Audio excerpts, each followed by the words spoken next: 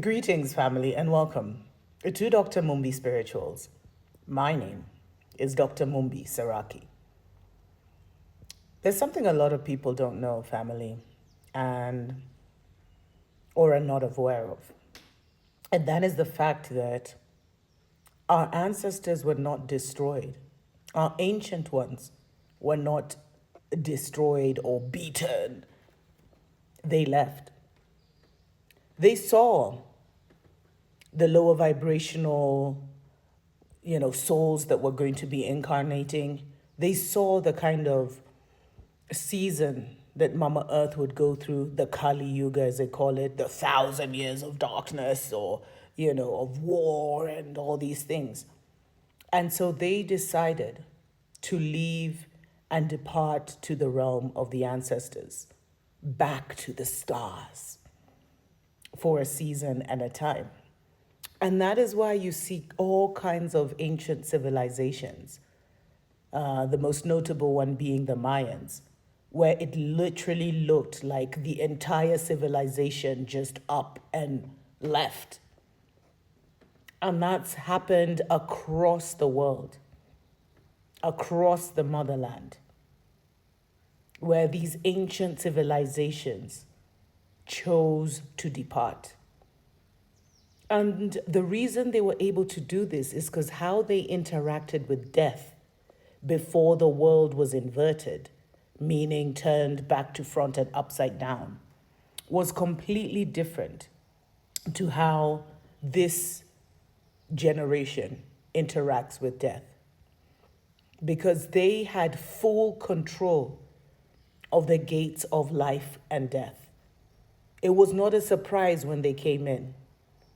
And it was not a surprise when that time came to leave. In fact, they knew and they decided that this was a season that they would be leaving. And just like it takes 9 months to be fully formed in your mother's womb, it takes about 9 months to fully depart from this realm and go back into the realm of the ancestors. And this is something our ancestors, for me, right down to my grandmother, my mother's mother, she knew, she was in full control of when she was leaving this world. And 9 months before she left, family, she gave me instructions because I was living in the divided states at that time. And she told me that, she was my main spiritual protection and guide in this realm. And as she transitioned back into the realm of the ancestors, there would be a season and a time. She wasn't specific, so I don't know if it was a couple of months or a couple of years, where I would not have any protection. And so I needed to move from the divided states. I was living in Chicago at that time, and move to Geneva. And she was very specific about Geneva. And, when she told me this, I was like, how the hell am I going to move to Geneva? How am I going to get a job? How am I going to, But in my last semester, in my last quarter, literally, I started to look for a job and I got one out of the blue, literally. It felt miraculous. And when I graduated, I came back to Kenya and I saw her. And then I moved to Geneva as she had told me. And the day I got my apartment and got my phone connected, that time we still had those connections of phones, those house phones or whatever, she passed into the realm of the ancestors. And what's interesting is that when she was giving me instructions, my aunt, who also lived in the divided kingdom at that time with her family, she was like, yeah, in fact, us will be here. We'll come back and visit you in August. We'll see you. And she was like, you won't find me.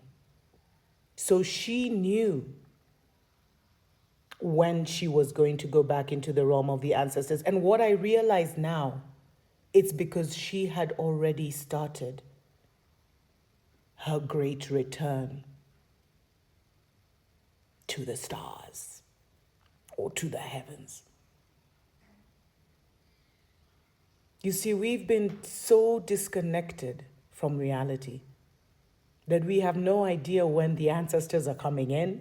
That's why we need to do pregnancy tests to check, oh, there's one coming.